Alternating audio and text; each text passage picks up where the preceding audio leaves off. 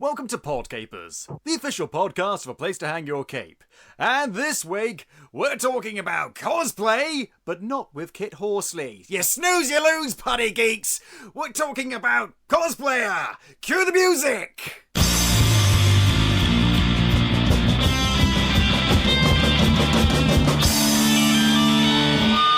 Hello there, capers, and as I said, welcome to Podcapers, the official podcast of a place to hang your cape. My name is Scott James Merridew, and this is the show where I talk about various geek and nerd related topics, and I'm joined each week by a very special different guest. My guest today has, in a way, appeared in every single episode of Podcapers. He is, among many other things, the designer of the Podcapers logo. Give a warm Podcapers welcome, capers, to Dan Harris. Hello. Dan, how are you? Hi. I feel like I should. Hello. I'm going to try and do the intensity. I can't do it as well as you. You've got it nailed down. Bring your full Brian Blessed. I know. I'm trying to find my internet voice. That's been my plan for the last few days. Is find my internet voice, but it still comes across as. So if you look at things like this, then it comes across really well. You know. Do you know what the problem is? The problem is you're Welsh. You can't do big, booming, angry voice. You can only do light, lovely, lyrical voices. Someone did say to me, what was it? Yeah, you got a bit of the Bob Ross thing going on there. I'm like, oh, so I got a voice. I got a voice for ASMR. I got a voice for ASMR, yeah. And that's it. And now we're going to draw a happy little tree, and that'll just be our little secret. Yes, that's right, tree. You dirty, leafy slut. Anyway. You know what? I don't know where that came from. Jeez. that's the new series. That's the Bob Ross 2019. Bob Ross After Dark. No, we don't do that. Moving swiftly on from Bob Ross porn, let's talk about some non-controversial artists, which is you, Dan. Now, we're going to get into all of your stuff in a little bit, but before we do that, tell us who you are. What do you do? What's your place in the grand cosmic order? When you stand before Sobek with his scales, what does your heart weigh compared to a feather?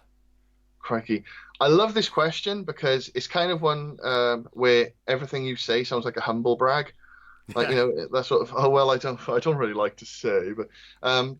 I couldn't possibly tell you all of my many, many accomplishments. It is, yeah. Let me get out my scroll and my quill. Sure. Okay, so I'm Dan Harris. I'm the creator of Lou Scannon. I'm also one of the writers on it. I write with two of my best mates, Chris Carter and Jim Bamfield. I'm the artist on here as well. I'm also the creator of Druid Investigations. Issue 2 is coming, I swear. Also, the Patreon webcomic, The Bunker. I'm also a co-creator on Bruce Outback. And my most recent comic is The Cosplayer That Doomed the Earth, in which I write, pencil, ink, colour. And at the moment, I've lettered here as well. So if anybody sees it and thinks, oh, the lettering on these pages looks sort of amateurish, that's because I'm not a brilliant letterer. I'll hold my hands up. You should have just made someone up and said that they're the letterer. Oh, no, the lettering was Joseph McPherson. Joseph McPherson. But then H.E. would be like, who's this guy who's been lettering your stuff that's not you then, you know? And I'm also the main illustrator on I'm part of the animation team for the TV series Project Z, or if you watch on ITV, Project Z, first series of which won a BAFTA. So we're going to get into all of that a little bit later. I've got a lot of stuff I want to talk about. But first, we must get into the news. Bum, bum, ba-da-da-dum. And so, there's been a bit of news lately. I don't know if you know. The rainforest is on fire, apparently. The Nazis are back. Global economic chaos. But I think what we really want to talk about is fucking Spider-Man is out of the fucking MCU! Yeah, he is. I don't know how I feel about it, because... I know how I feel! Angry! I get the anger. I think the anger is perfectly justified, perfectly logical. But I still haven't seen Avengers Endgame. I haven't seen what's it? Far From Home? Is that the new one? I haven't seen that yet. You mean the amazing pop culture massive touchstones that everyone loves and adores and are brilliant movies. That's what it's called, Dan, and they're brilliant and they're amazing, and Tom Holland is amazing in them. It was like, oh, Spider-Man was home, he's finally home, he's with Marvel where he belongs and not with Sony making shitty lizard non-goblin movies or stuck with crap Venom movies. No. He's where he belongs. And then Marvel went up to Sony and said, hey, so you know how we got like 5% of all the revenue from these movies that made absolutely billions of dollars, what we worked very hard on and you contributed basically nothing to? Do you think maybe we could have like a bit more money? Okay, in fairness, they said 50-50, which is a bit of a leap. You know, and Sony said, no, we're taking our Spider-Man and we're going home. We're taking him and we're putting him in Venom and you can't have anymore. And that's it. He's fucking gone. And okay, there's a lot more to it than that. New stuff is coming out all the time. The internet is not so much divided, but is weighing lots of different options. Some people place the blame on Marvel, others Disney, same as me, because Disney is to blame for everything, and Sony, who I also do because Sony is to blame for everything, and I'm just a little bit upset. I'm sure the story will continue in some way, shape, or form, but so I keep on hearing different things. Sometimes I hear Tom Holland is going to be making Spider-Man movies with Sony. Other times I hear Tom Holland is going to be making like 1 or 2 more movies with Marvel, but then he's done, and once that's done, they're never going to be able to mention Spider-Man again in any way, shape, or form. And either way just kind of breaks my fucking heart. I woke up to this. I woke up to the internet screaming like, what's going on? No! Why no?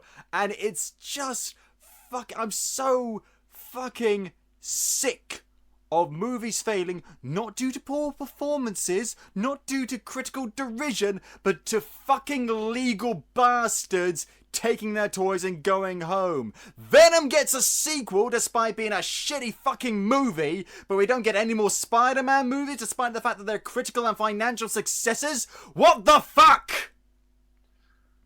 Yeah. Do you know what, right? Venom was not a good film, but it'd been made up to be such a pile of shit that when I actually watched it, I didn't think it was as bad as I was expecting it to be, and I actually got a few chuckles out of it.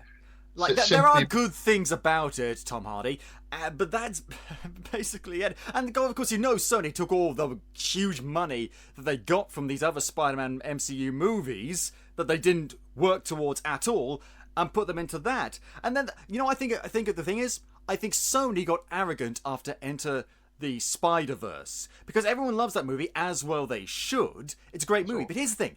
That is not a Sony movie. That is a Lord and Miller movie. I think that's it. That's why it was good.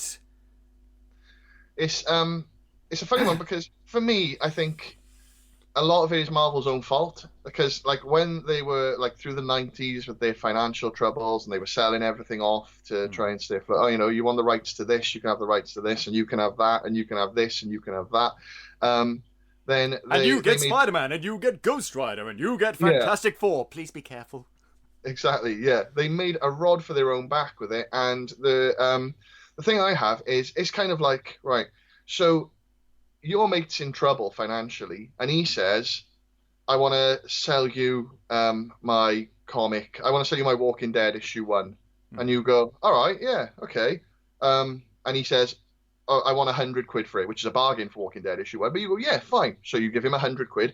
That Walking Dead issue 1 is yours now, right? That's yours. Years later, he comes to you and says, that Walking Dead issue 1 that I sold you, I was wondering, could I borrow it to show it off at some exhibitions? We'll put it in some exhibitions, and you say, yeah, it was. It's a financial thing. And they say, yeah, but don't worry, it's your comic. I'm only going to take 5% of the profit. The rest is for you. You probably go, yeah, all right then. Yeah, go on, because it is my comic. I bought it off you. I own the rights. And then a couple of years later, he's like, these have been going really, really well, these exhibitions. He said, I want to do another one, but I want 50% of the profit. You'd be like, no, sorry, 5% has been working for me. I bought it off you in good faith. and tough shit. So That's I think true, but this person who owns the comic is the one who has to transport it to the exhibition, present it, organize security for it, or whatever you do with these sort of things. And so, I mean, you're right, but it's a question of labor. That is the thing that gets me. And I think the thing we can learn from this is there's no straight up good guy and bad guy in this. I wish there was. greed. All of it is greed. It And is, yeah, on both sides, in fairness. on both sides. But the one thing that I'm finding makes me less sympathetic towards Marvel is that Marvel are owned by DC, and DC, sorry, not DC, Disney. Marvel I was are owned by concerned for a second there. I know. Marvel are owned by Disney, and Disney are monopolizing the market at the moment by buying up everything. And you got so who have you got left now? You got Sony and Warner Brothers, and who else is left that doesn't have Disney sticking their fingers up their jacksie?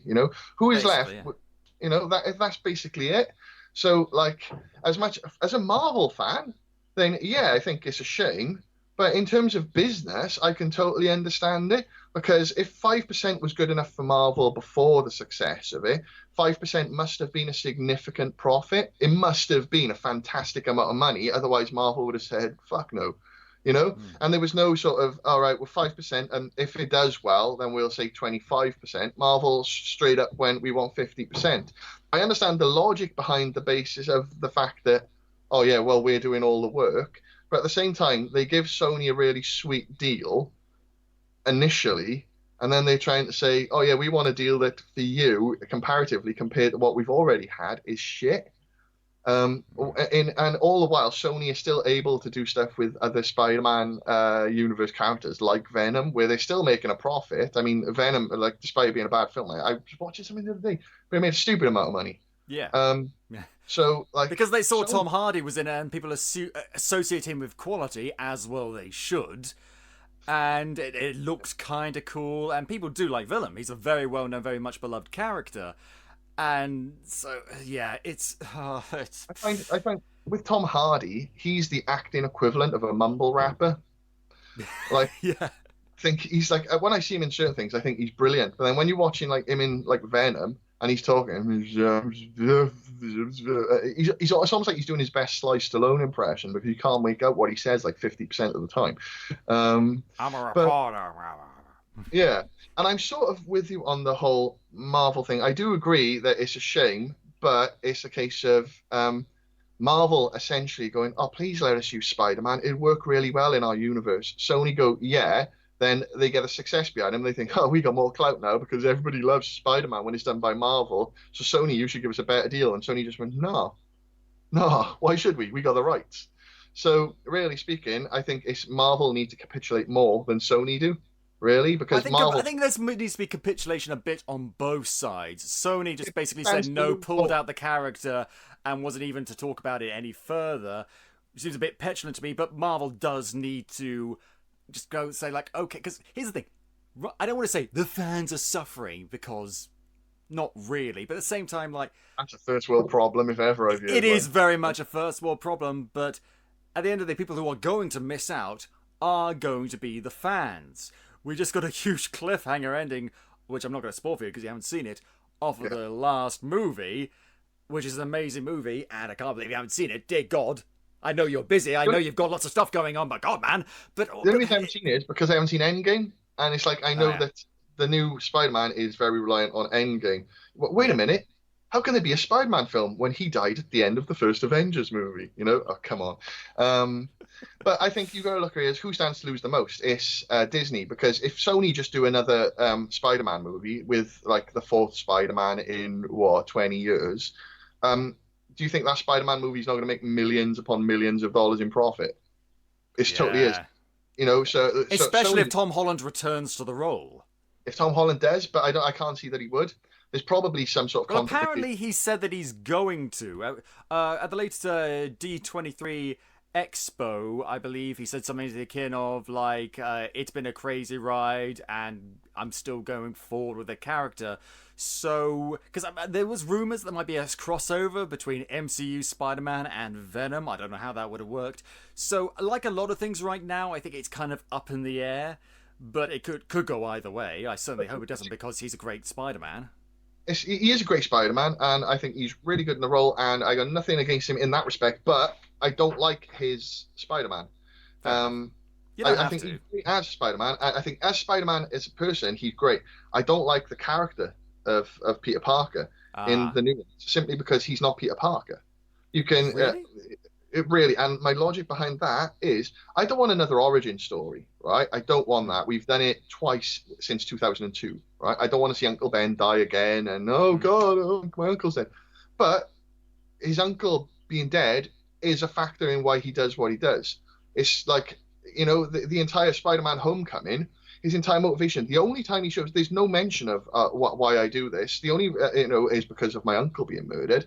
It's I want to impress Tony Stark. The only time in Spider-Man Homecoming that he shows any emotion, really, or any cause of, oh, I'm really upset with, my life is a struggle, like Peter Parker's is when Tony Stark kicks him off the bloody course thing that he's on, and then he goes home and he cries to Aunt May about it, right? So, like, that isn't Peter Parker to me. That's not Peter Parker. I think he's brilliant. It's when he's like a Spider-Man and all the jokes and stuff like that, apart from where they've made him this sort of pop culture that from our generation has become a sort of meme for him. Hey, that really old film, The Empire Strikes Back? Oh, fuck off. It made me laugh, but at the same time, it's kind of like, oh, God, that's right. So they're really emphasizing he's a kid, And I thought that he was brilliant like that. But then when it comes down to it, his whole driving motivation is all about, the reason why he does what he does is all about impressing Tony Stark. And to me, that's not Spider-Man. That isn't Spider-Man. I get why you say that, but for me, it kind of is, because throughout Spider-Man's story in the comics, this is a kid who keeps having father figures, and these father figures either dying or disappointing him in spectacular ways. And I get why you say that, and yeah, I'd be lying if I said the whole absent Uncle Ben storyline didn't annoy me too, but I think it kind of fits in, but it's just a question of, like, perfectly legitimate perspectives, I'm not saying I need to see it, though. I don't want to see, but the whole, like, when Tony Stark comes... A mention, talking, a conversation.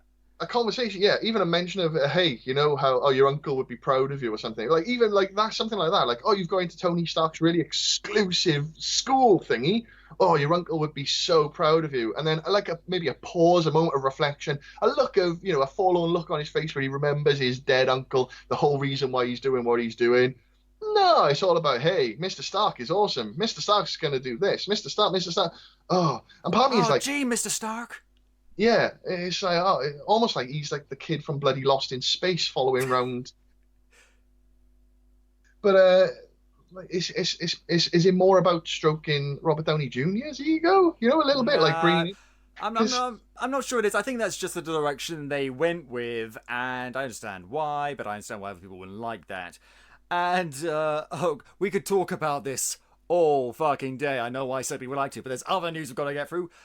Talking about the D23 Expo, a lot more Marvel stuff around that. The announcement, well, not the announcement, we were kind of knew about it, but Ryan Coogler took the stage talking about Black Panther 2. They're going to take some time and make sure it gets right, but it is coming. Hooray. And also, we finally get a good, proper look at the cast of The Eternals. Are you familiar with The Eternals from the comics? Oh, God, a little bit. I read... That's as much as anyone is familiar with them, to be honest. They are obscure, let's be honest. Yeah, I'm trying to think now. I've got some Eternals comics, I think, but Neil Gaiman did a run on them, which I've read, which was pretty good, but I had no idea who these characters are.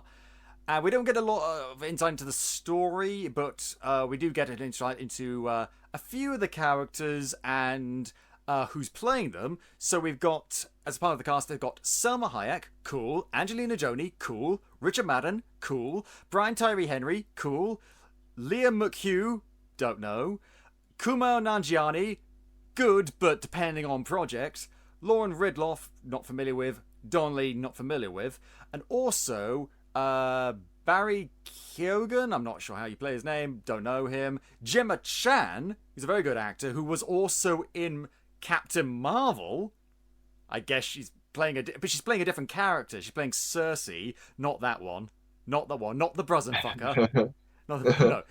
And also, speaking of, Kit Harington, as well as having That's what I saw. Yeah. Richard Madden is in it. It's also Kit Harington, who's playing Dane Whitman, Dum Dum Dum, the Black Knight. Do you know the Black Knight? I know the Black Knight. The Black Knight is a set. It's kind of a rip-off. Well, not really rip-off, but kind of a rip-off. Have you ever read like Elric of Melibone? I'm sorry. Did you just say words?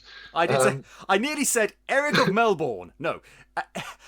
Elric of Melibone is like. I've just started reading it. It's this book by Michael Moorcock, who's a big name in terms of British literature. And it's sort of this big, epic fantasy story, but unlike, say, Lord of the Rings, which is very much about light and happiness and good and hope, Elric of Melibone is darkness, depression, and angst. Oh dear God! And he basically has a sword that sucks up souls. I haven't gotten to that part yet. So, and the Black Knight in the comics kind of has a sword like that, in that it turns the people who wield it slowly insane. And Dane Whitman's whole thing is like how he's desperately trying to resist the allure of the ebony blade, as it's called, and stop himself from going crazy like all his previous incarnations of the Black Knight. And Kit Harington's pretty good choice for that, even though he's playing Jon Snow again. He's playing Jon Snow again. I think that's how it's going to turn out. I mean, I don't know what he's doing in the Eternals, and he's only being credited as Dane Whitman, so maybe it's a pre-Black Knight Dane Whitman, then we're not going to get like a spin-off with him or something.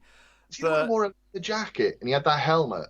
He did have a jacket. His costume has changed from a traditional suit of armor with a black helmet to, in fact, Yeah. He did at one point. He had a jacket, he had the helmet, and he also had like a lightsaber knockoff at some point. Was he? He was in the New Warriors, right?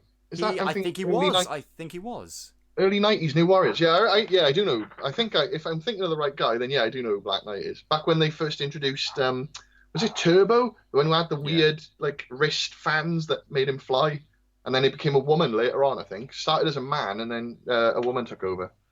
Hey, as long as she's living her truth, I don't care. So that's in terms of get a good picture of them in all their gear. Kumail Nanjiani looking surprisingly fit in his outfit. Look at him. Oh, he's got a smolder going on there. If you look at the images there. And we also got a bit of sneak peek into Black Widow, and also the announcement, and I'm very excited about this. We're getting, in addition to the other Marvel TV series scheduled to premiere on the new Disney Plus platform, we've already been announced Falcon and Winter Soldier, WandaVision, Loki, What If, and Hawkeye. We're also getting, it's been announced, Moon Knight, cool, She-Hulk, cool, Ms. fucking Marvel. We're losing Peter Parker, but we're getting Kamala Khan. I know I can't remember her name. David likes her. I've not read anything with her in. But I know David, she's awesome. She's awesome, and I love her, and she's precious, and I love her. She's a huge scarf thing. Is that it? Like there's she wears a big old Doctor Who scarf. Yes, patterns her costume after Captain Marvel, who she's a big fan of, and she's basically a big nerd. And I absolutely love her. She's got embiggening powers. Well, I recently got Marvel Ultimate Alliance 3 for the Nintendo Switch, and I basically had her in my team from the moment I could get her. When I locked her during the game, I just had her in my team because she's awesome. Because she's got this thing where she makes her hands super big and starts punching an enemy non-stop until you run out of energy, and it's awesome. I took down fucking Thanos with that move.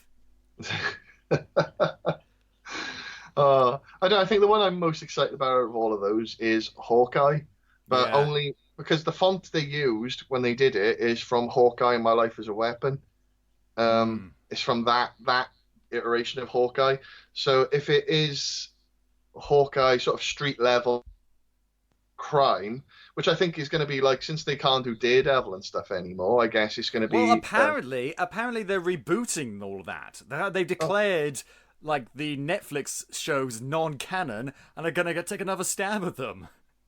See, this is my issue with all of this. Like, you're stopping stuff from being canon that you created within the canon. You know, like they mention the Battle of New York or whatnot, Yeah. and they do that in like episode 1 of Daredevil. Like I don't know. Yeah, the episode 1 of Daredevil, the whole plot it sort of spins off from that, from the fallout of that and everything that happened around it.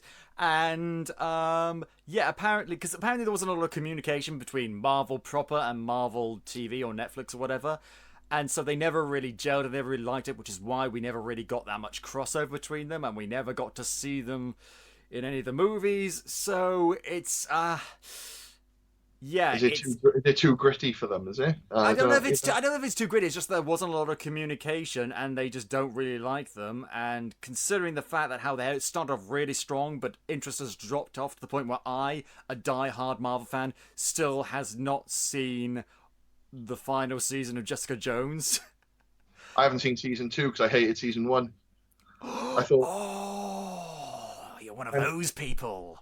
Just because I thought it was so inconsistent, like within its own mythos. Like in like the first episode of Jessica Jones, I think it shows her easily lifting a car with one hand. Yeah. Like stop me. And then like 2 or 3 episodes later, she can't wrestle a pair of scissors from a pensioner. Yeah. I mean, maybe she's holding back, but when you have to do your own headcanon stuff to make sense of, like, yeah, it's. I mean, I would not be adverse to them rebooting Daredevil, just so because then we get more Daredevil. Like, I'm good with that. I don't want it to end, but that's all for the future. I'm sure we'll get more information with that as it come out. But as it stands, that's the news. Little bit of hope, little bit of depression. Let's move on. Let's talk about something that actually fills me with hope and light and laughter. Let's talk about Cosplayer. I like this! Good, thank you, man. Good. I'm glad you like it. When you do your own comic, that you're going to put it out there, and then people are going to be like, this sucks balls. You know, this is terrible. So it's always rewarding when you get positive feedback. I don't expect everybody to like it. That would be incredibly, well, it'd be wonderful. But, you know, like I just said, like everybody loved Jessica Jones, but I didn't. So, you know, I didn't like Rogue One. You know? Hey, join the fucking club. Rogue One was an exercise in good ideas made boring. Yeah. I had a long list of complaints for that film. I mean, oh god, it's had such promise. Like, remember that? I'm sorry, we're going on a Rogue One tangent. It's happening. So remember that scene where like main rebel guy, I can't remember his name because he's got a boring fucking name. It's like the opposite to what's her face from When a Monster Calls.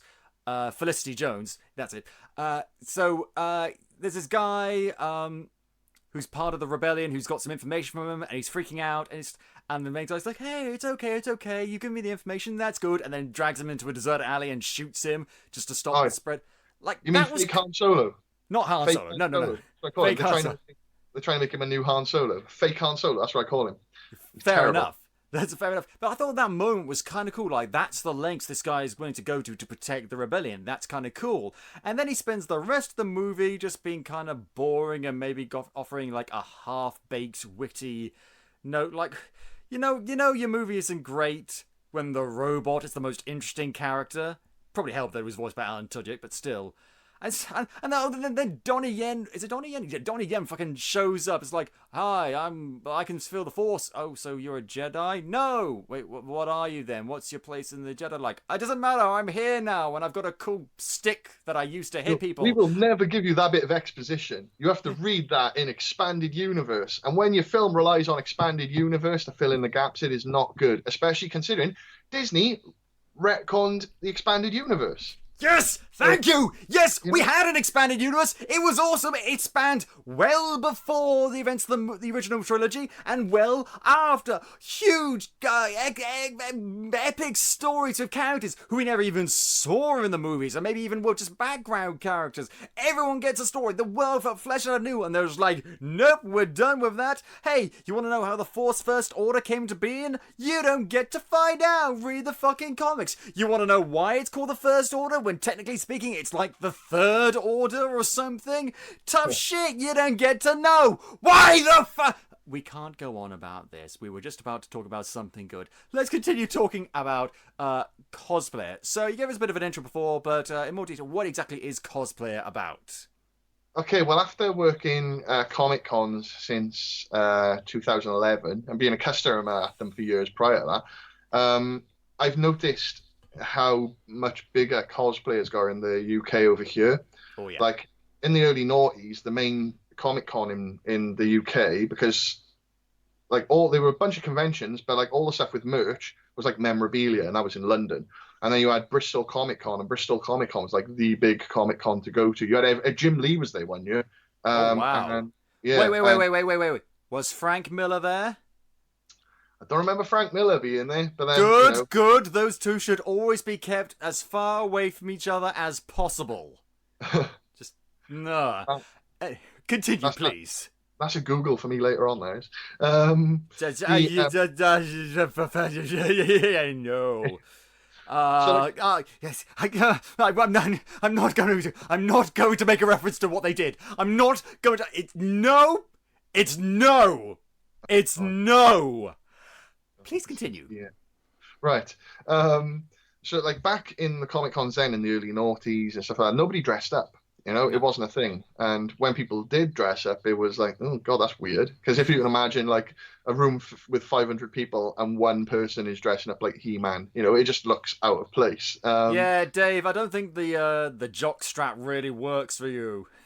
Yeah, it's like it was that sort of thing, and it was just it was very different. I've seen it get busier and busier with cosplay over the years, and then I thought, well, there's not really been anything comic wise where you might have a comic where a superhero ends up at a convention or whatnot, and you see people dressed up in the background, but not that I'm aware of anyway. There's not been one where the cosplayer is the focal point of it.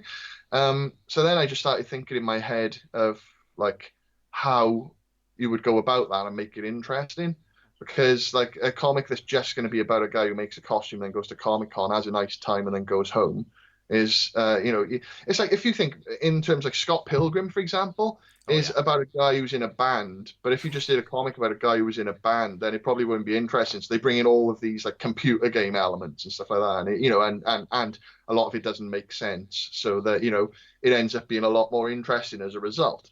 So I started thinking about cosplay, and I thought, well, maybe he could be cosplaying as a fictional computer game character. So I created that, and then I thought, well, where to go from there? And I thought, well, like he meets aliens, and it's a whole case of mistaken identity. I guess there's a little bit of, a Last Starfighter element where he's playing the game and it turns out the game is real. But in this, I never really want to say whether or not the character that he's cosplaying as is real. So like all this stuff is happening to him. These people think that he is the cosplayer, and even the character from the computer game's associates might show up. But is any of it real? At what point did it become real? Instead of just being a fictional thing. I want it to be sort of left to you to decide. Like before these. Oh no, yeah. Okay, I'm fine with you blurring the lines of reality. I like that. I think that's cool. That's one of the things I liked about this comic.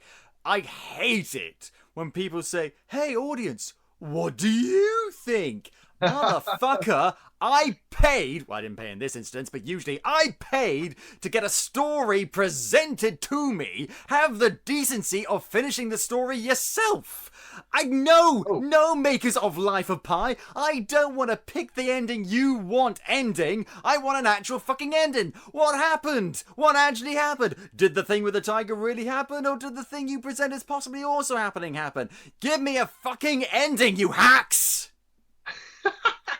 Right, I'm giving you an ending, but I kind of want you to be able to make up your own mind in regards to whether or not like all of this existed beforehand, or is it coming into an existence as a cause of him going through this cycle of events.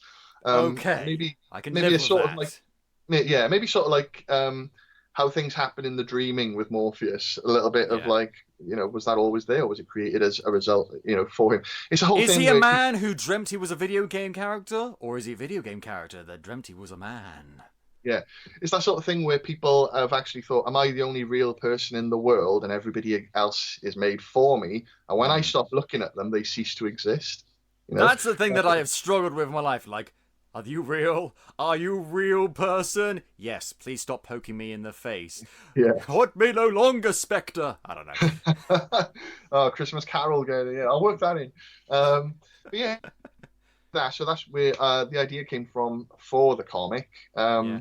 And you There was do a have a lot. lot of cosplaying references. So, like, there's a character who is, it's the character of Lee. The character's name's Lee. Yeah, Lee. Yeah. I swear, I haven't seen this show, but I've heard so much about it. Did you make a reference to, like, Magnificent Ladybird or whatever it's called? No. There's a French animated show called is it Magnificent Ladybird? Oh, something. She's a lady who dresses up like a ladybird. I think in translation it's called Ladybug, because Americans, might wonder if. Oh wait, is it a lady that's a bird? Are the harpies coming? No, it's an insect, guys. Come on. And she teams up with this guy called Cat Noir to fight this butterfly lady. I know that. My niece and nephew love that. They've done like isn't it? There's a series on Netflix of it, isn't there? I think so. I haven't seen it. That's the problem, because it's French. Yeah, and I'm not allowed. By the law of Anglo-French relations of 1692, as an English person, I am forbidden from interacting with the French in any way, shape, or form. Wow. And as a Welshman who's been subjugated to 800 years of English rule, I guess I technically have to agree with that. Hey, you're Welsh. No one in England is gonna fuck with Wales. I have made my feelings on Wales abundantly clear on this show, and the feelings are: Welsh people, awesome. Wales, the country, nightmare realm beyond the scope of human terror. So we're not gonna mess with you. We're not gonna enforce anything. You've clearly visited. No. I have not visited. I have done the Duke of Edinburgh in it. Oh, God. Yeah. Which is not to say that I had sex with Prince Philip in Wales. I want to make that very clear. I did.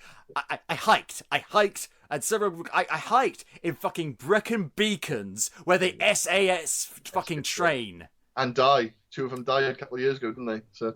I am not surprised. Fucking hell. The desolate deserts of the fucking empty quarter of the fucking Arabian Peninsula are a more hospitable environment than fucking Snowdonia.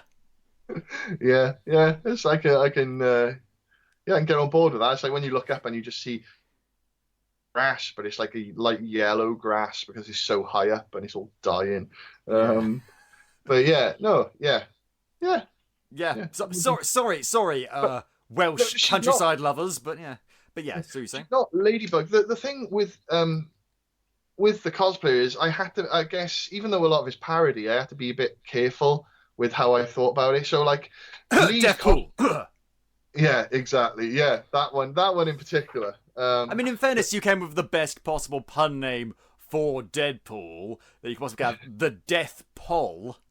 Yeah, it was like as close as I could get it without it being it. So the Marvel lawyers just like, shit, boss, there's nothing we can do. This is watertight. And so so basically with Death Poll, that was and then I changed the color scheme slightly to be the orange, and the layout of the costume is a bit different. But Lee's costume is supposed to be sort of a riff on Harley Quinn as well. Oh, okay. I got confused by the polka dots. Yeah, it's because like I give it sort of like a love heart thing, but it's because when you every man is Deadpool at a comic convention, and every lady is Harley Quinn. Harley Quinn, yeah. Unless you get the occasional, then probably the next one down from there is Heath Ledger's Joker. Yeah. But yeah, so they were the two main vocal ones in terms of costumes. Where I thought if I did a background scene, maybe there would be a bunch of them. So I didn't want it to be a case of that would get me in trouble. So you might see like a guy as Batman in the background, but it's all parody and stuff and doesn't get referenced that much. I mean, you see a Wonder Woman parody in the background, and also a character who I've seen in DC a while. I think he was in Wildstorm for a while. He's got like the red mask that just hangs sort of loose. I don't know his name. Grifter. Oh, sure. Yeah, I don't know who it is, but I do recognize that. So yeah, it's there, but eventually That's not the focus. They're just side jokes, and there are so many jokes. Well, you know what I love about this comic? It's energy. It's energy. It's not an overbearing energy. I see a lot of comics that just throw all the shit on the page. All that stuff is always happening. And this has a lot. It's very high energy. It's not a slow moving thing, but it's the right kind of high energy. It's a very practical, very purposeful high energy. Let's get the story going. Let's see how energized and jazzed up these characters are. In fact, and even then, they have different levels of energy. So the main character, Griff, he's got a lot of energy to him, but not as much as his friend Lee, who is in your face loud. I like her. She's great. Yeah. And it really it shows. I think what's the word I'm looking for?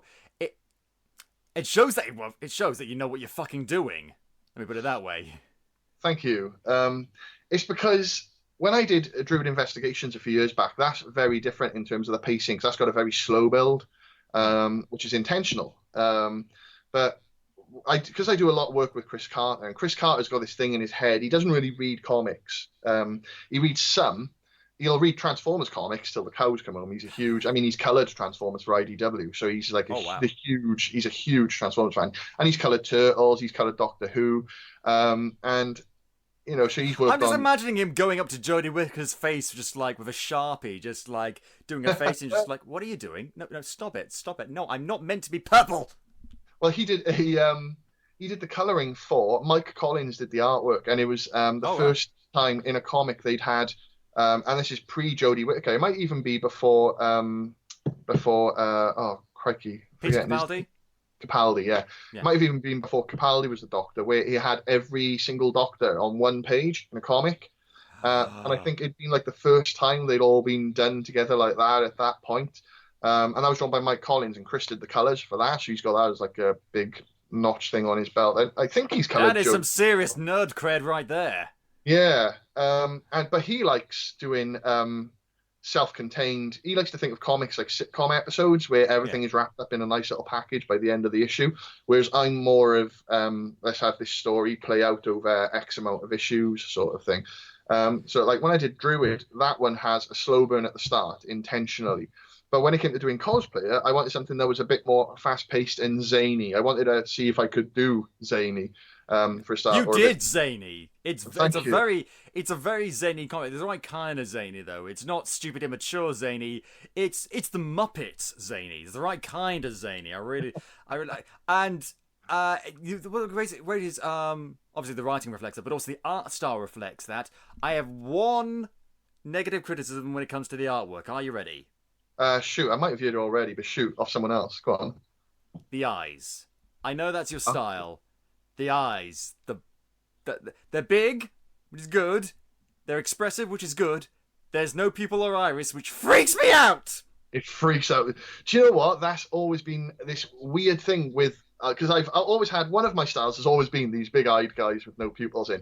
And it goes either way. It freaks people out or they love it. And the freaking people out bit is... I'm okay with that. Yeah. I mean, it's your art style. You have every right to do it. I'm not saying it's a bad thing. I'm just saying it's something that I'm not particularly...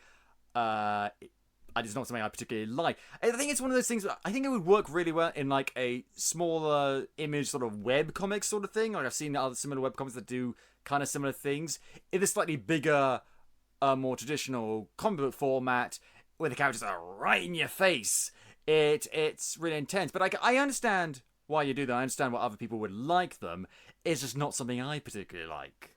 No, that's fine. It's something a lot of people... We're honest on Podcapers. You should know this. Yeah. That's fine. I'm not taking offence at it because I can totally understand it. I think my girlfriend doesn't like it. It freaks her out. So it's not something I haven't heard before. But then it's sort of I guess you put it into the context. It's because they're so cartoony as well. Now I've got some cartoony styles I do like that where I do put the pupils in, and sometimes I think that looks weirder. Yeah. It's one of those things where it depends on what you're used to and what you like. You know what it is? Because I've been watching a lot of Steven Universe recently. I've just gotten into that. Because, yes, believe it or not, Keepers, 27-year-old men can watch children's cartoons. I learn from it. It teaches me things about life and love. But also the characters' eyes are very, very expressive. They have even there, like, their pupils and like irises like change. Usually, sometimes it's just black spots. Other times they're big black spots. Other times they go like a bit watery and wibbly. Other times they have like stars appear in them when they get really excited or amazed by something. So it's a wide range of expressions. And then I go and read this, and it's a jarring juxtaposition for me. Oh, absolutely.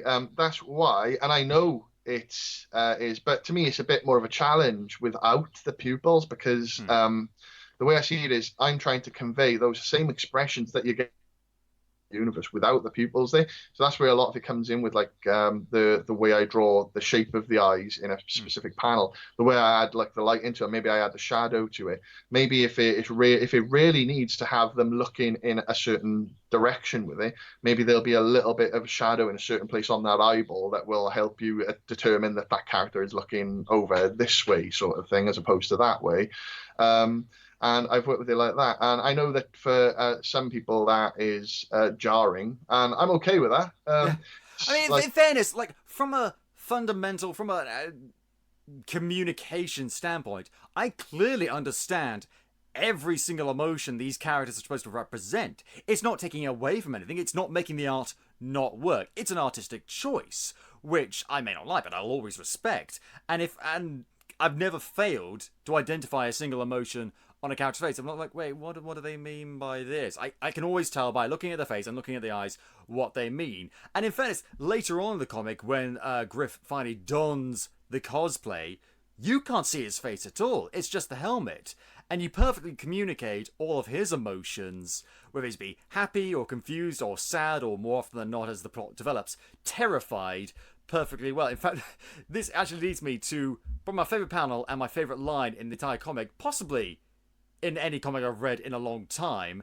I'm not going to give away the context with which this line is said. I'm pretty sure you know what I'm going to say, but there's a scene where he says, "I think I need an anxiety poo." Yeah. It's the best fucking line I've read in a long time. When I first posted that on my Patreon, that was basically the comment. The comment I below was, "That's the greatest line. You know which one I mean." I mean, it is a universal concept. I think in our lives, we all need at some point or another an anxiety poo. Yeah. So yeah, no, that one. Yeah, definitely. That's when I did it. I thought, is that too far? Is that too much? And then I thought, just do it. Just do it. No. I liked it. No. So yeah. No, bear in mind, this is a show. Oh, okay, this is a show. This is a comic. So I'm not going to give something away. But later on, there's a scene where people, I'm not going to say who, get shot in the head. And the way you did it, I thought this was absolutely fascinating. I really like the way you did this. Instead of just showing like a bullet entering the brain and exiting out the back of the skull, what you've done is you basically engulfed their heads in what looks like strawberry jam. Yeah. And it's really effective, and yet at the same time not gratuitous or grisly. It's awesome. You just see the eyes poking out of the jam in an almost surprised expression. And I found that fucking hilarious. Awesome. Thanks, man. That's what I mean. It's the whole over-the-top ridiculousness of it, because it's very Beano-ish. Yeah, I'll take that. Yeah. Yeah. So I sort of I was thinking, well, I don't want it to be that gratuitous. You know, you see the skull sort of, because that came in. I'd already done something similar to that in the end of issue 1. I guess. Because I won't go. But the start of issue 2, when actually I've given like the pacing away there. But yeah, but no, I wanted it to be different. But definitely convey. And if you look at the comic, like all the drawings are pretty simplistic as well. Yeah. They're not. I wouldn't say. I say they're as detailed as they need to be. I see much simpler comics. Yeah, and I think if I'd gone and I'd put like all of the detailing of the head, like exploding with the face there and like bits of the skull or whatever, I think that would have been a bit too jarring with the rest of the flow of that page. Like when they would come running in. So because the tone of the scene is supposed to be a bit comedic, and so you kept that tone. Yeah. Okay. Yeah. Well, you've clearly got the book. You've understood what I was trying to convey. I fucking analyze shit. That's what I do. I overthink things. I will not apologize for who I am. Curse of the intelligent. That is overthinking. Curse of the Let's not intelligent. push it. Curse of the intelligent. Curse of the fucking pedantic, maybe. Well, yeah, that's comic fans view in general. That is, I Yeah. think. It's, I There's have. nothing we won't overanalyze to the point of nonsense. Oh God, I get told off all the time for overanalyzing everything. I'm like, well, that doesn't make sense. Why would you do that? You know. We need people. We need people in our lives, not just in comics, but on pop culture, but in our lives, to point out when something makes sense. And yes, sometimes things go a bit too far. You can overthink things, but you can also underthink things. And I like to think that we're the vanguard, preventing society from willfully dumbing down. We will hold you to account, people who don't think things through. Absolutely. Yeah. I'm on board with that. So, I mean, there's lots more we could talk about Cosplayer, but there's other stuff I want to talk about, and there's only so much we can talk about without going into spoiler territory. Yeah. So, before we move into some other stuff, I want to talk a bit about your work on our lovely logo. It's probably not that much to talk about, but I think as we've got you here, like, how did that come about? Was it just like David Molosky contacted you and says, hey, please do this? Yeah, pretty much. He said, would you, have you got the time to do it at the moment? I was like, yeah, I think so. It doesn't sound like, it's not like you're asking me to redraw the Sistine Chapel or anything, and he gave me the basic idea, and I think I Put drew up... me as God and Mark Russell as man. Make him super naked. No. Oh, ooh, wow. No. He asked me, and I did. I think I did a bunch of thumbnail drawings for him of different styles, and he picked the one that you've got now, which was probably my favorite two of the ones I've done, if I'm honest. Yeah, but the original concept behind it was we wanted to include a microphone. We wanted to include my red and blue 3D glasses, which have been a trait of mine that I've had for years and years and years, ever since I was in university. And thing is that we also included Mark Russell often wears this Pokemon style hat, and so we include that sort of hat. And what it was going to be is like me and Mark were going to do the show together. He ended up only being like a guest host for me on occasions. He's on lots of times, but he's not on every single time. And so we kind of kept that design though, including 2 boxing gloves, because we're sort of like going for a boxing theme at one point, like in this corner Scott, in that corner Mark. But we ended up doing away with that idea. But they remain because, let's be honest, I pull no punches on this show, which would mean I shouldn't probably wear boxing gloves, but still. It works, especially with the, like you say, the I pull no punches. That definitely works. I think the only when I coloured it, I think the only request that David made was I can't remember if it was I had to swap the colours on the gloves. Yeah. Because I think obviously blue and red, and I think I put the blue and red on the same side with the gloves, and he asked me to switch it, so it was I think if I remember correctly, so I got it on the t-shirt upstairs. It's actually in the wash, I think, the Podcapers t-shirt. But yeah, he asked me to flip the colours on the gloves, I think it was, to offset it against the glasses. But I think that was the only change request he made. Blue next to blue and red next to red? What madness would that be? Yeah, so I think that was the only change. It's good. Like that's the thing when you're doing your own stuff, you've got nobody there telling you to make these changes. But then that change was I was like, yeah, that's like 2 seconds. Yeah. He's like, oh, would you mind it? I'm like, nah, man, that's like a 2-second job. Like I just done paint bucket fill different colors. I mean, I'm an expert when it comes to Microsoft Paint, RIP, and I know it's not a big deal. It's man, Paint. God, I used to love that when I was a kid. Arms of the angels. Yeah. Anyway, yeah. I only use now for my drawing work. I only use Clip Studio. So like Cosplayer. When I did Cosplayer, all of that was drawn on paper. So I did that completely traditionally, and I did it on the Deleter A4 paper, which is specifically done for manga-style comics. Oh. And I just love the feel of the paper. The quality of the texture is just so much better than Blue Line Pro, in my opinion. And I bought a load of that. And the thing is, because I do all of my day work, because I work full-time as an illustrator as well, all of my day work is done on the computer anyway. So at the end of the day, when you're done with work and you want to chill out, you can't do that with the computer on your lap sort of thing. I use a desktop as well, not a laptop. So like I wanted to draw Cosplayer, but the last thing I wanted to do with it was sit at the computer in the evening drawing it all digitally. So I drew that, all of that, sat in front of the TV with the paper on my lap, drawing board, etc. And then all of that was scanned in, and all of it was coloured in Clip Studio. And one criticism I had in a review of the first issue was that I left a lot of the pencil lines in on certain pages.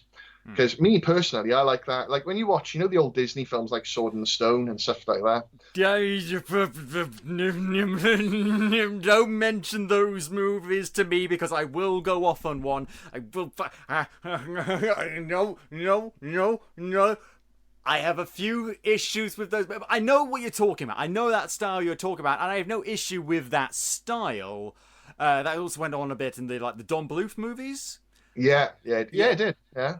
And no issue with those. That's not my issue with those movies. My issue with those movies is that they are, what's the word I'm looking for? Fucking lazy!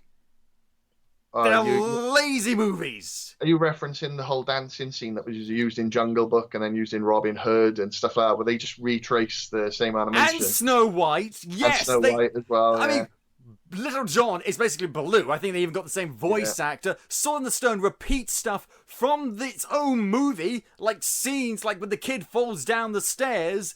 That was from an earlier part of the movie. They even used like the same voice clip from before the actor's voice broke.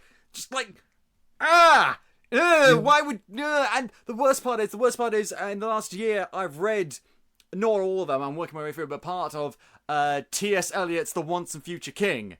And I read that first part leading up to him getting the sword in the stone. And I'm not going to deny that book's kind of weird in the way it's written, but it's a damn sight better than that movie. And like, oh my fucking god, like that in that book, he had a character arc. It was all about him learning and growing and stuff. And then later on, accepting his role as king. And in this movie, what does the main character learn? He learns about the difficulties of being a fish and how not to break the hearts of squirrels. And then that's it. And then at the beginning of the movie, he needs Merlin's help. At the end of the movie, he still needs Merlin's help. And it's just a whole exercise in pointlessness and nothing. He learns nothing, and so nothing is accomplished aside from getting king by pulling a fucking blade out of a fucking rock. Yeah. You kind of the female squirrel was a bit hot though, wasn't she? Okay. No, what you're into. No.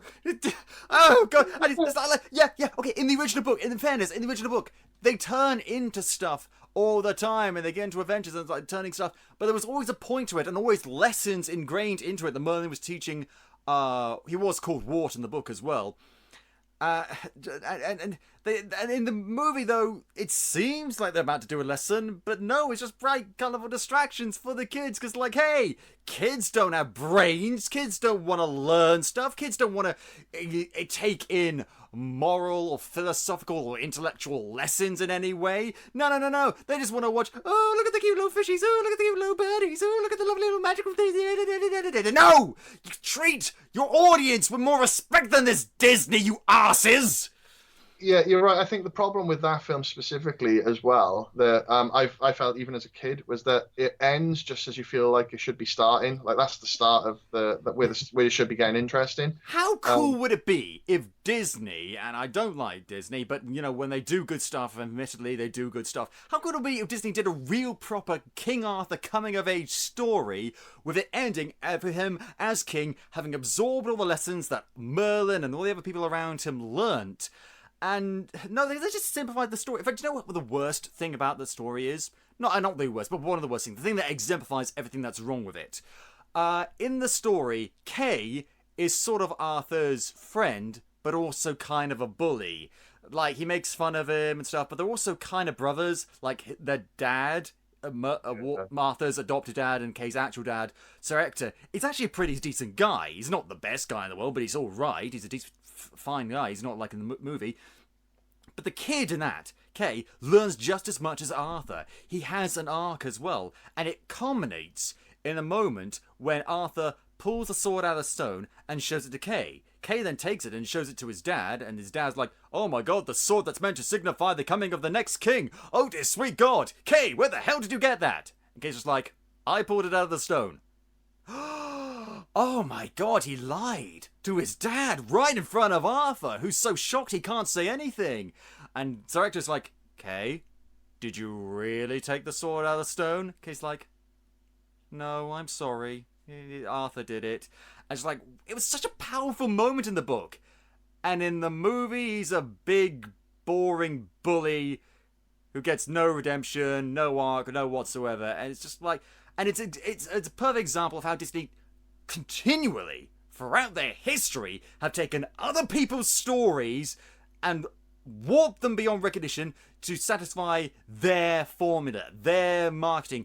Hang, however good the original book was. Victor Hugo? Pfft, what did he know? No, in this version, Quasimodo and Esmeralda live. But they don't get together or anything. Dear God, we can't have that. No, because he's an Uggo. We can't have a nice person getting with an Uggo. Dear God, no! She gets with the handsome Kevin Kline. No.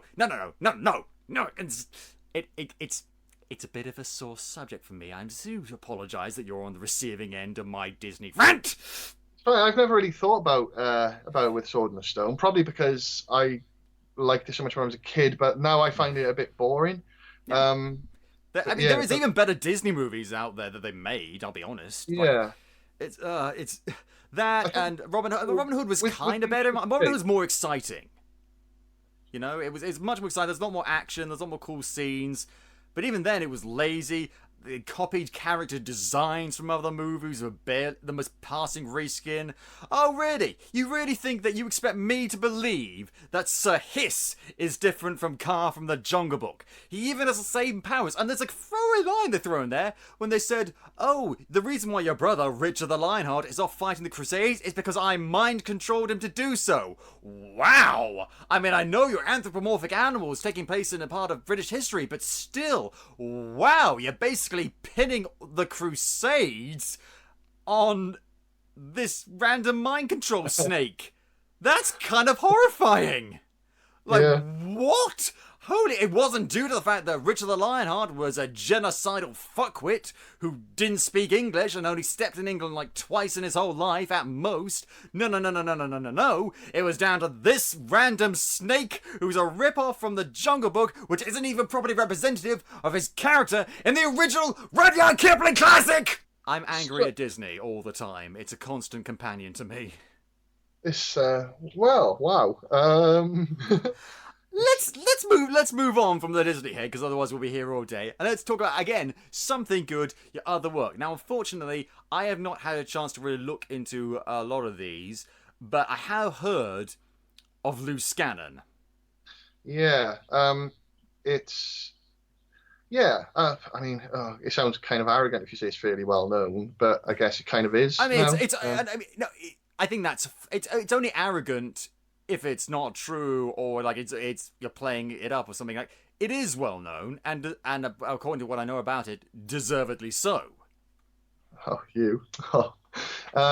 Yeah. No, I won't stop it. Stop. Oh, you. Oh, so nice. Yeah, no, it's like, because I created Lou Scannon when I was in uni. So, like, back in 2001, I created him. And I made my third-year animated movie for my degree, was a Lou Scannon movie. But then I just sort of Wait a minute. Lou Scannon. I get it now! So you say that, but we have had people who genuinely... We had one of the boys came up, and he'd read every issue so far, and we'd just released issue 4, and he came up to us and he went, "Boys," you're like, "Yeah." He went, "Lou Scannon is Lou Scannon." And we're like, yeah, we know. He's like, "I've only just realised." We said, "But you've been reading since issue 1. How could you only just realise?" He said, "Well, I've never said the name out loud before." Yeah. And we were like, well, yeah, all right then, fair enough. I mean, stuff like that is how it'll get you. Like, here's the thing. Oh, this is so embarrassing. So we all read Harry Potter when we were kids. I read Harry Potter when I was a kid. It was a huge thing for me. Last year, I was walking down a hallway and I saw a mirror, and I stopped dead in my tracks and said, "Oh my God, the mirror of Erised is desire backwards." And then I realised I was an idiot. Like, obviously, Erised is Desire backwards. Fucking, like, 20 years. 20 years that took me to figure that out. That's not bad, mind you. I mean, that's, I guess, yeah. I think I read Harry Potter when I was in my 20s. That was the first time I'd ever read it. And I think I probably read it. I noticed that at the time, probably. I don't know. It doesn't stick with me. I enjoyed the books, but then, like I said, I mean, I'm 38, so I'm a little bit older than you. And so when the whole Harry Potter hype came out, I was more of the, new metal, angst-ridden teenager who was like, Harry Potter, Excuse me, I'm a series of unfortunate events guy. Thank you very much. Yeah. Oh God, I listen to like metal and stuff. I couldn't possibly read that. I read Star Wars books. God, have you read the X-Wing Rogue Squadron books? They're fantastic. I've got it right here. Yeah. Awesome. I got the first novel in the X-Wing Rogue Squadron series right here, and you know what? Didn't like it. I started with book 2. Weirdly, I think it's because somebody bought it for me, I think, because they knew I like Star Wars. So I think somebody bought me book 2. So I read that first, and I read 2, 3, 4 onwards. And I don't think I ever read the first one because by then it's kind of like going backwards, and you're like, everything that happens to the characters afterwards. So I couldn't bring myself to read the first one. I think part of the problem for me was I was familiar with a few of the characters because I read a few of the comics, but I wasn't feeling most of them, and a lot of it is very technical. Like, I like science fiction, but I don't like getting into the technical aspect of it because I'm an idiot and I can't really understand it. Like, that's fine in Star Trek when it's been explained to you verbally, but when you have to read it, this is why I'm a fantasy guy, because there's less technical explanation. So it just never really gelled with me, unfortunately. It's a good book. It's well written. It's just, it's not for me.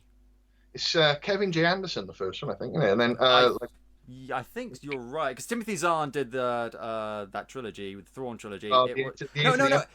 X-Wing Rogue Squadron, the one I've got here, is Michael A. Stackpole. Stackpole, yeah.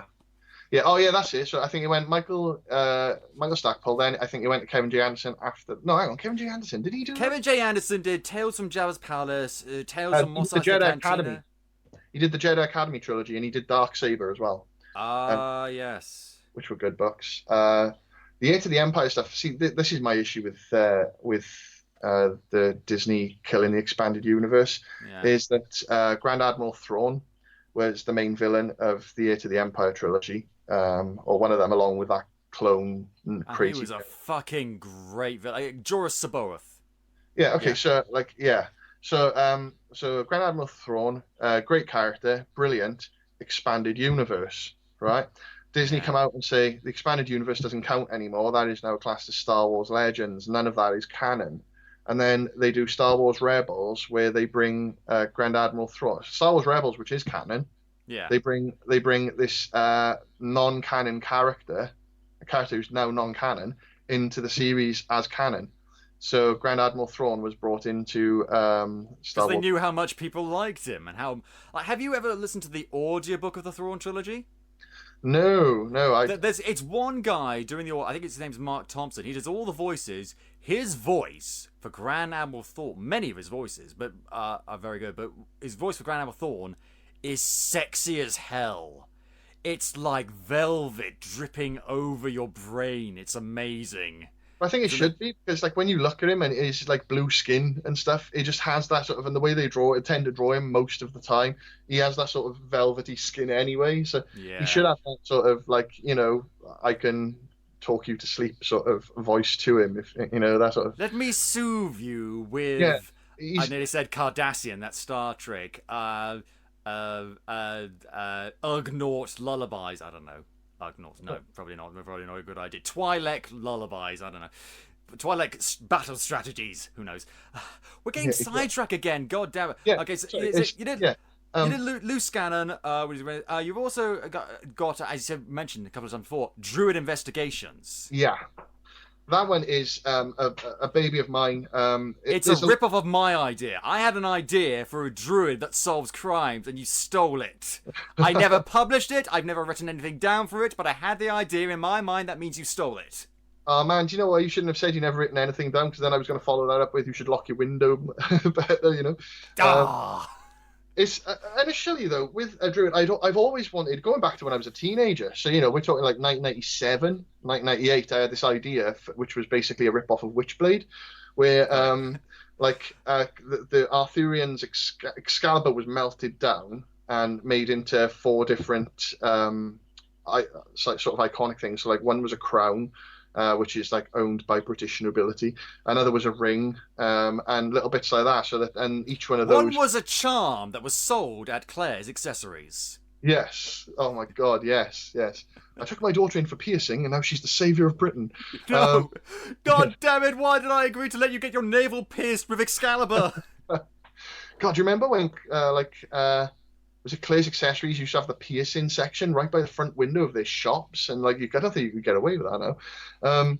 You assume I ever went near Claire's Accessories ever in my life? Oh well, as a teenage boy, when I first started hanging out with girls in the city, you had to go in with them. Okay.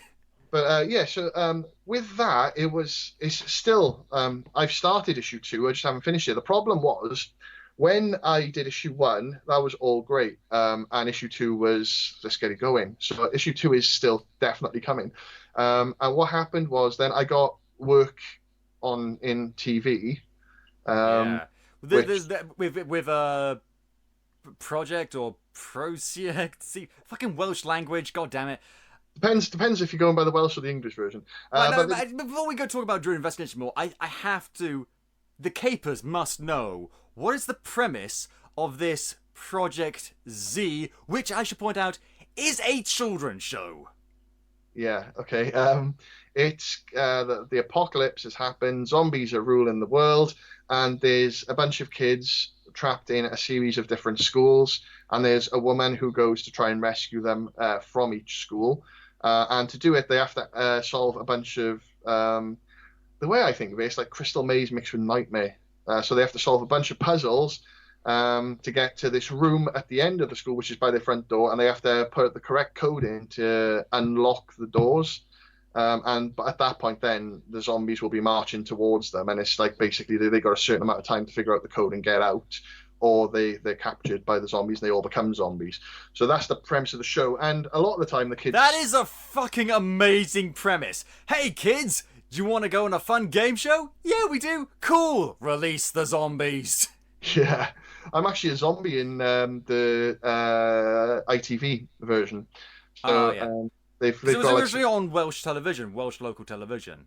yeah, it was on S4C, which is the Welsh Channel 4. Yeah. And they so fully Welsh speaking program. There's 2 series on that. So and that's when it's called ProsXZ. And then Because Welsh, for people outside of the UK, or maybe within the UK who was spectacularly ignorant, is its own language actually spoken by people. yeah, I can't speak it. I know bits, but I can't speak it myself. But that's the English's fault.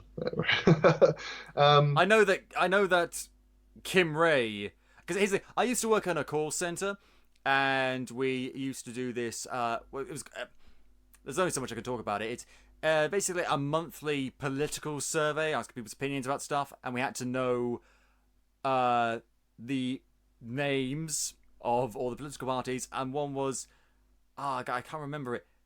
Is it a political party of Wales? Something Kimray. Oh, Plaid Cymru. Plaid Kimray, yeah. And we always thought that it was called like Plaid Kimru or something like that. It's like no.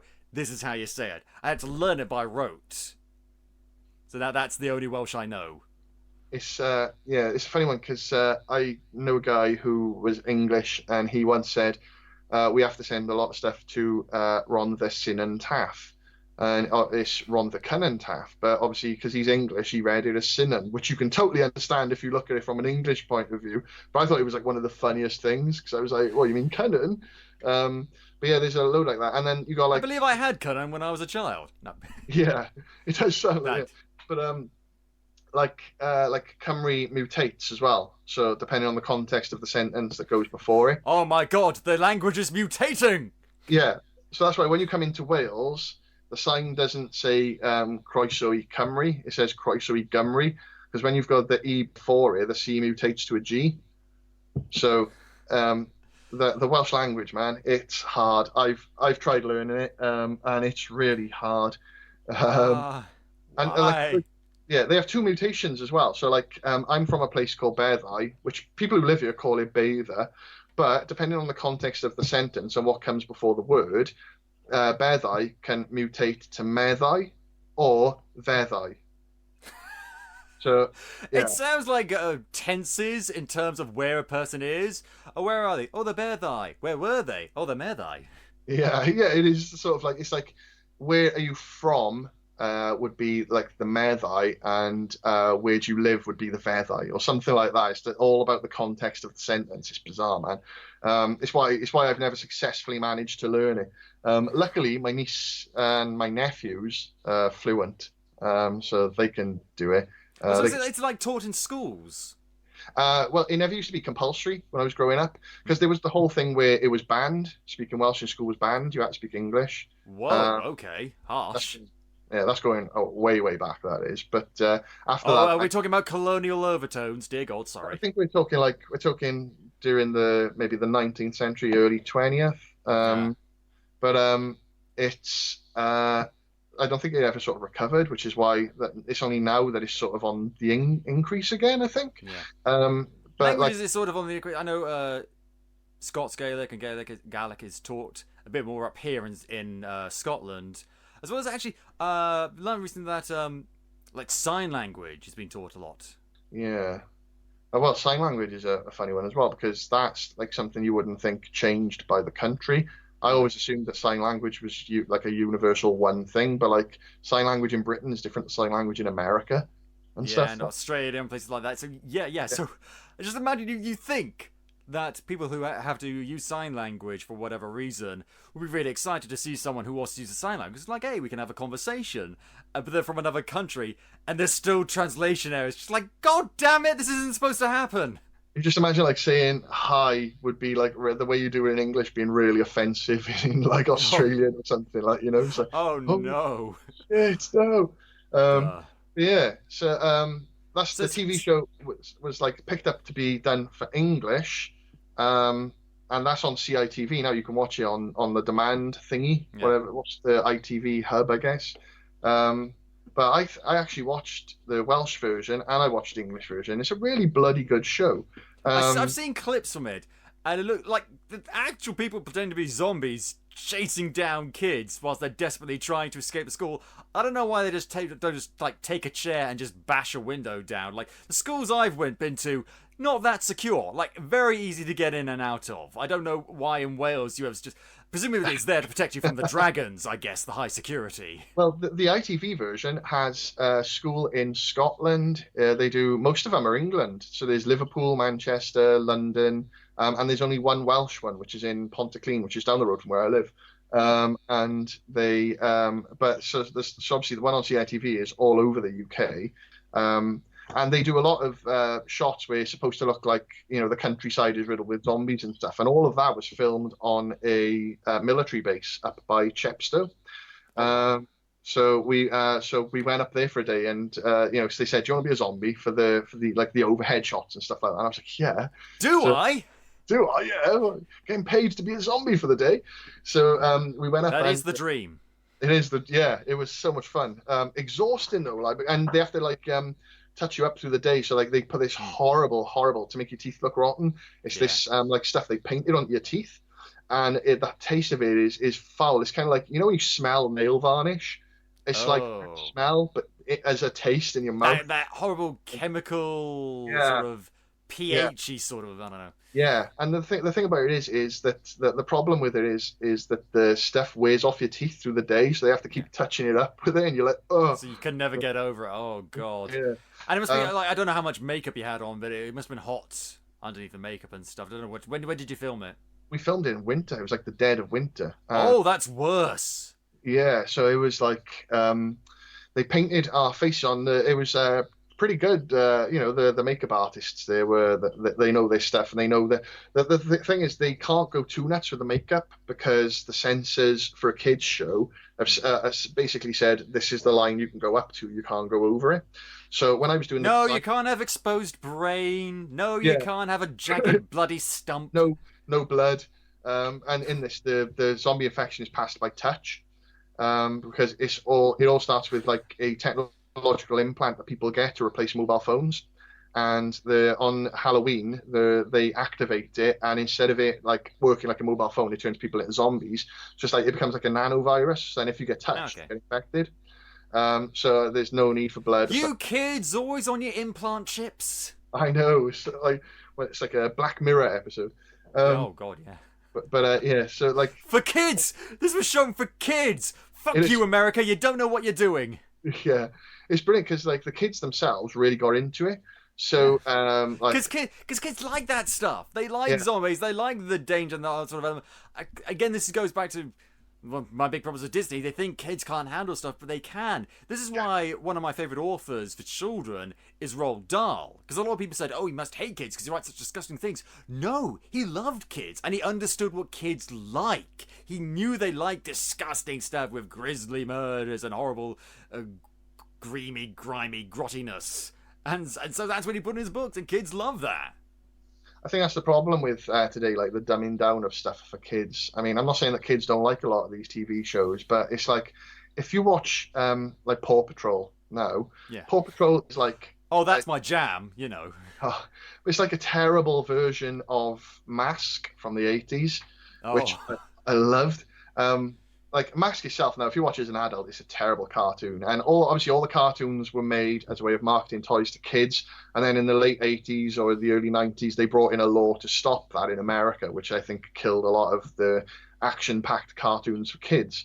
But like you look at that stuff and like people were shooting at each other and all this and stuff. And now you get like really, really toned down, dumbed down cartoons for kids that don't really deal with anything. Like even like the early 90s, you had stuff like Doug, which was awesome. It was a slice of life cartoon, but it was like done really well. And I think now a lot of the stuff for kids now I find patronizing.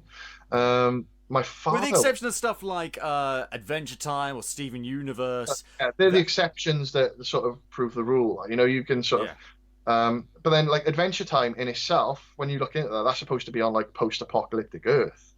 You know. Yeah. So, but that's not something that's really stated. But you know, I got the Art of Ooh, and it goes on about it a bit in there. And yeah, so you get those exceptions, and look how well those shows do, you know. But then they tend to fumble the ball a bit when they relaunched certain stuff, like the relaunched He-Man in 2002. As much as I like. Oh yeah, I watched a bit of that when I was a kid. I mean, the best thing about that was the intro. Because I remember the intro, it starts with, like, the typical He-Man things. Like, "Hi, I'm Adam, Prince of Eternia. This is Cringer, my favorite companion. Some time ago," and then explosion! And suddenly Skeletor's attacking, and that was awesome. And then the show starts, it's like, oh, this is fine. Well, that's the thing. I think that story-wise, you compare that He-Man to the 80s one, and that one is far superior because it actually has a running narrative through it.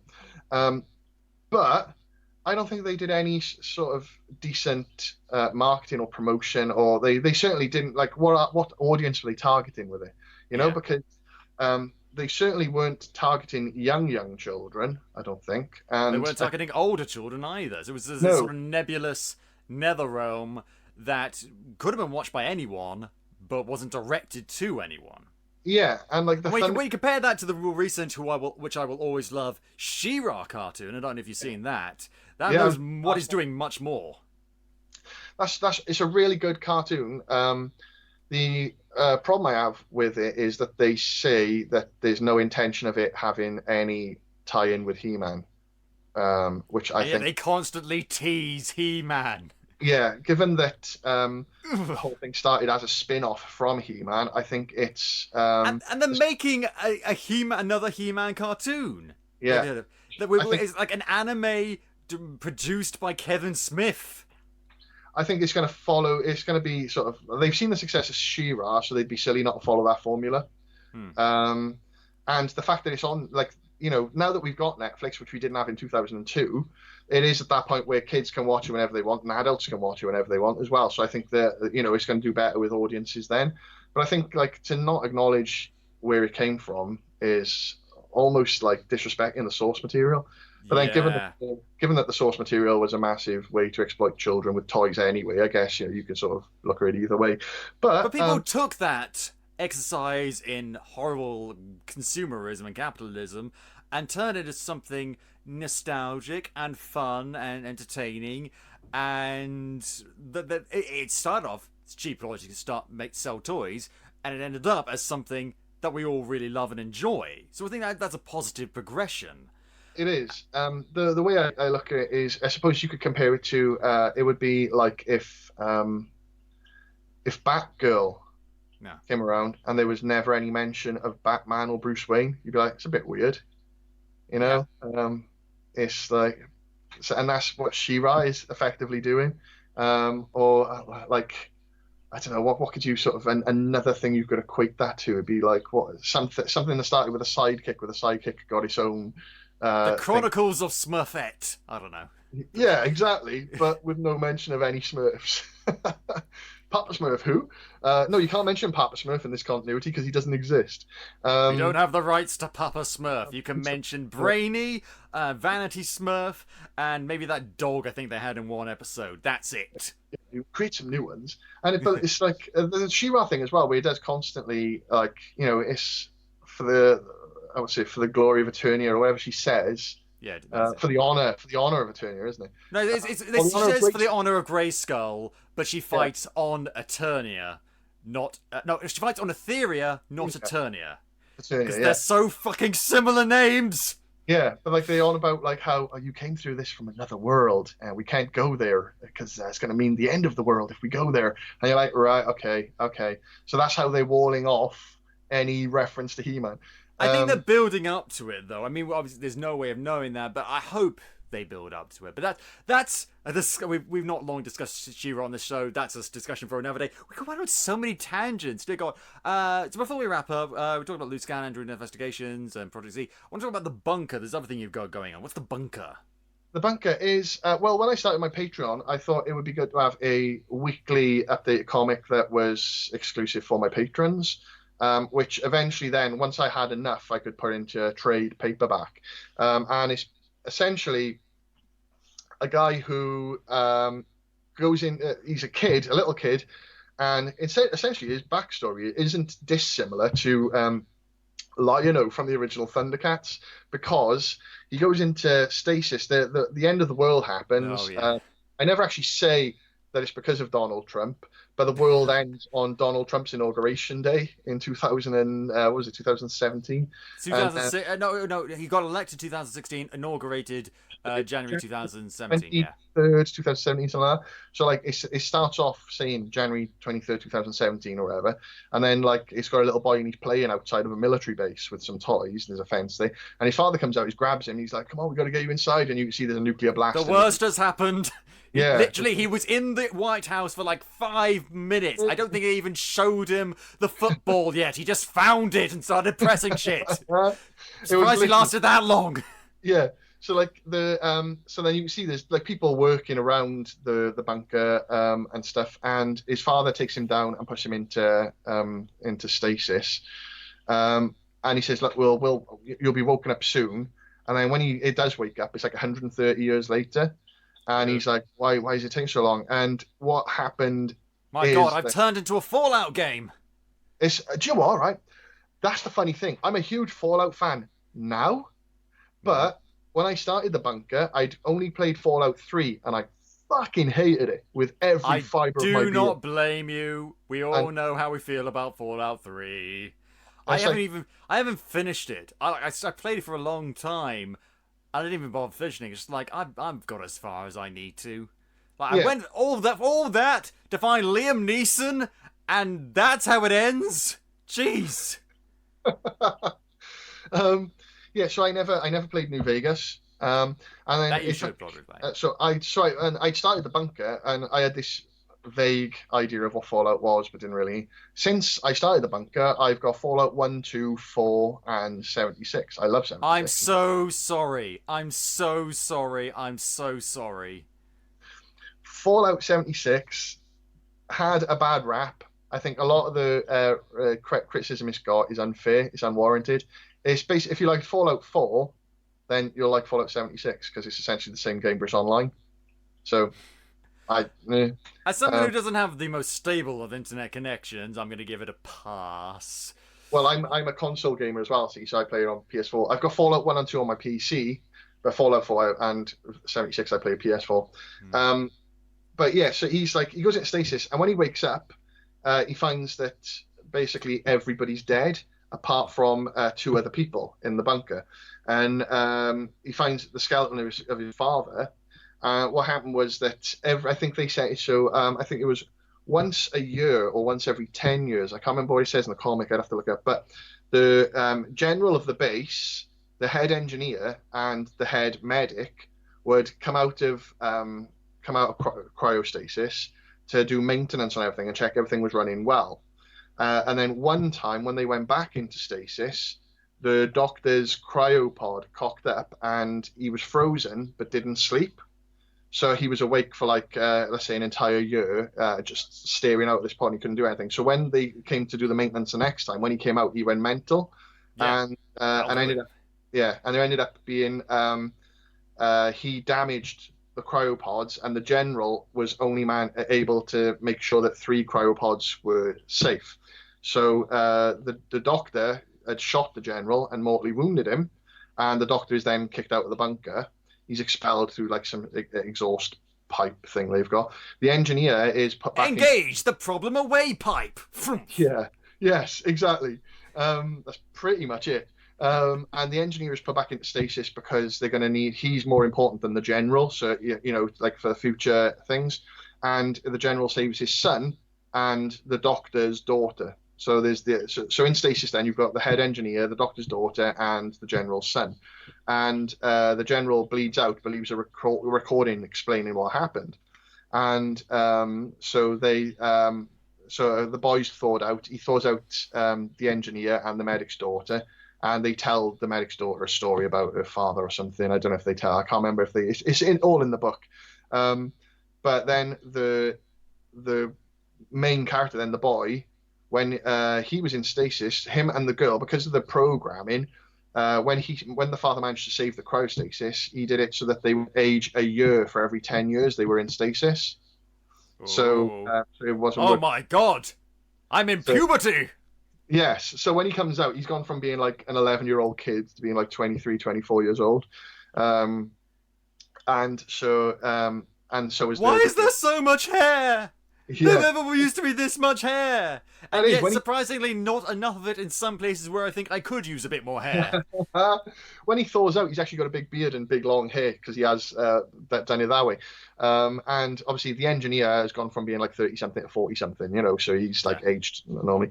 And then the boy, while they were in stasis, they each get programmed with certain things. So the boy is programmed with military tactics because he's the general's son, and the girl was practiced, and the girl was subconsciously filled with all the first aid, medical, surgical knowledge she could need, so that they've got. I know kung fu. Yes, basically the Matrix. So the boy then leaves the bunker and goes out looking for survivors that could be brought into the bunker to make it a thriving place, because it's got its own hydroponics and stuff like that, Yeah, okay. And the girl and the engineer stay in the bunker, keep the bunker running.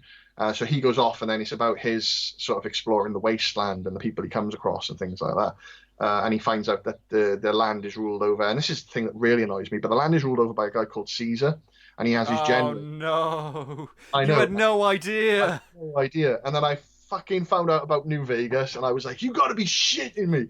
Damn you, Obsidian! You stealing bastards! This is your payback for stealing my druid idea. This is the payback. I guess it sort of makes sense because the Roman Empire being what it was. I guess it makes sense that they do it. But I was gutted. But he's got his lieutenants that rule different sections of the land, and right now the main villain at the moment is a guy called Praetorian, and I know that there's no Praetorian in New Vegas, so there we yay me. Yeah, I guess if you wanted to read a Fallout comic, then the bunker would be a good way for you to go. But it is only on my Patreon at the moment. That's better than some of the actual Fallout comics, some of which I haven't read, but one of which included a story about a guy who was shoved into one of the vaults from Fallout with nothing but a box full of hand puppets. Oh my God, yeah. I've heard of that. Yeah. Like, it's mentioned a couple of times in the games, just like as a joke. Yeah. But turns out, Yeah. no, that actually happened. Was a guy stuck in a vault with no other people but a simple box of hand puppets just because Vault Tech wanted to fuck with him. Yeah. And you can only imagine what happens next. I won't get spoiled. So that's the bunker. So we'll wrap things up. Before we do that, there's a Kickstarter going on for the Cosplayer. Yes. Currently, we're approaching the 40% mark. I think we're just under. It's for issues 1 and 2. The comics are done. I just need the money to get the print run done. And I want to, obviously, I've put a load of different reward tiers on there, but there's issue 1 and 2, which are pretty much good to go. I just need to hit the total so that I've got the money to get it printed, pay the postage, pay I've got, like, if I get it relettered, then it all depends on how we do with the target. But it's it's on Kickstarter at the moment. The Cosplayer that doomed the Earth, issues 1 and 2. Issues 3 and 4 will have a slightly different title, which I won't give away because it gives away a spoiler then for issue 2. But yeah, so they're on Kickstarter at the moment. It's going well. We're going to provide a link in the show notes, so Capers, you can get on there and check it out for yourself. I promise it's worth your time. Yeah, please do, because if you like to laugh, this is, you know what I love about this comic? Many things I love about this comic, but it's exactly my kind of humor. It's that kind of, it's a an exaggeration, if you will, for want of a better word, of the mindset of Arthur Dent in the first few pages of Hitchhiker's Guide to the Galaxy, where he's just like getting dragged along to stuff. It's like, but what? Oh shit! Oh no! My life is spinning out of control. What happened? It must be Tuesday. I can never get the hang of Tuesdays. It's that sort of mentality, and it's exactly my kind of humor. Just crazy shit happening around this one guy who just wants to lie down just for a little bit, please. Yes, that's spot on. Thanks, man. Yeah. It's Hitchhiker's Guide that's a really good reference, which I'm not sure if anybody else has made that one before. So yeah. Well, I'm happy to compare anything to Hitchhiker's Guide to the Galaxy because I love it. So on Kickstarter at the moment, I've done an animated video for you as well, which gives a little bit of backstory. The trouble I find here. I'm not going to give anything away from the Kickstarter video, but it made me laugh. Oh, good. The trouble with doing the video for that is you want to give people a taste of what the story is about without giving away the big spoilers. So it's like, how much can you say in the video that doesn't ruin the comic? So I didn't say as much in the video as I would have liked to, because then it would have been a case of like when people say, well, I don't need to watch it now. You told me how it ends. That sort of mentality. But yeah, so I've tried to keep the video on point, but educational about what the comic is, but not giving away too much. But yeah, hopefully people check it out, they like it, and they back it, because I think it could do really well if given the chance. This one. I think so too. I really think this is something that is worth checking out, Capers.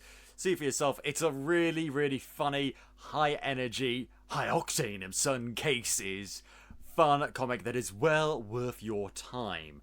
And on that note, I think we're going to end the show. Thank you very much, Dan, for joining us today. Thank you for having me. We went off on a lot of tangents. Quite a lot of tangents. Par for the course on this show. And if you enjoy the show, Capers, please tell your friends, shout it from the rooftops.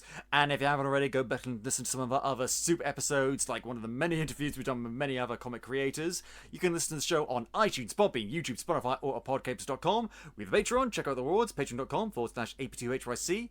If you want to get in touch with us, suggest show topics, or maybe come on the show yourself, you can find us on Facebook, Twitter, and Instagram at AP2HYC, or email us at podcapers@AP2HYC.com. Thank you very much to Dan Harris in person for our logo, the lovely microphone with red and blue 3D glasses. Those are mine.